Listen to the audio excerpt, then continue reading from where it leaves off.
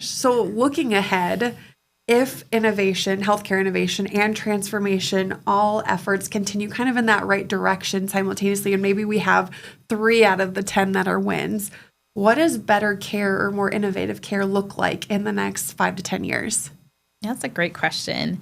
One of the things I think about is still this access issue, and almost that there's no amount of telehealth technology that can really solve it.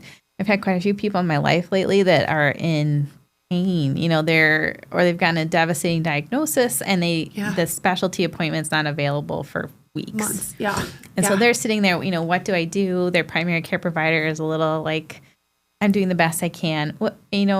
For me, what would look like if you're getting that diagnosis, if you've been sitting in this pain that cannot be mitigated, if you're worrying that there are some quicker answers for you, and maybe we still can't solve the issue of not enough MRIs or surgical suites or surgeons to get everything done as quickly as we want to, but to get some answers and make sure you're getting the best answers for your condition. And so I'm excited about the combination of these large language models and being able to absorb so much information and help people navigate to the right solutions. I would rather it be coming through the lens of a clinician with all the training rather than through a quick kind of query on your favorite AI model to see what might be the best solution for you. I think that could be just a really powerful solution. And so partnering that the wealth of knowledge from all of these individuals and studies and journals with the specialists available anywhere from a virtual perspective to get some of these more real-time answers to patients. I think that's just so exciting. And it feels like the promise of healthcare in a lot of ways. I also think about then how information flows. And we really struggle in healthcare that we've got these billion-dollar EMRs that we've invested in that can feel like silos and just really hard to move information in and out of because we want it to be secure, because it has to be accurate. And we want it to be actionable. So we want it in the right place. So, as you're going to give that care of the information, the allergies, the past conditions and history are all right there so that you can make the best choice.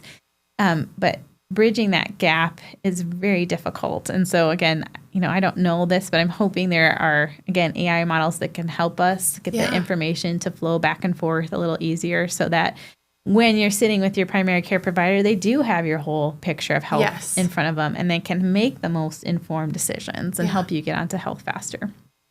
The other piece I've been thinking about too is just the coaching aspect of patient care. I think we ask our providers to do so many things, and as individuals, we all might need to get that tough message sometime.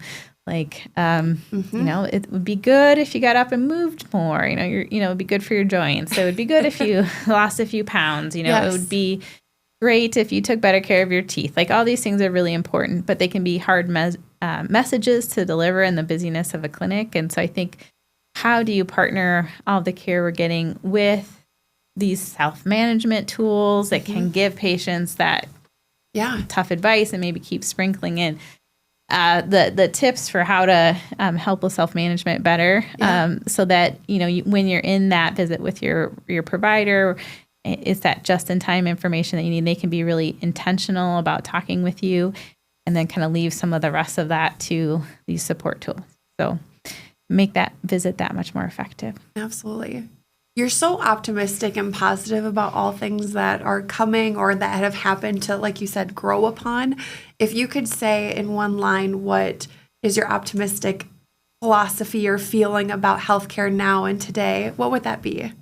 Yeah, I think the last couple decades have been about modernizing healthcare with the EMR infrastructure and some of the knowledge sharing and tools to make our jobs easier. I'm so optimistic about the future and be able to take that next step and really leverage analytics, really bring together the power of the network so that we can share better information with our clinicians just when they need it. Yes. Well, that was great.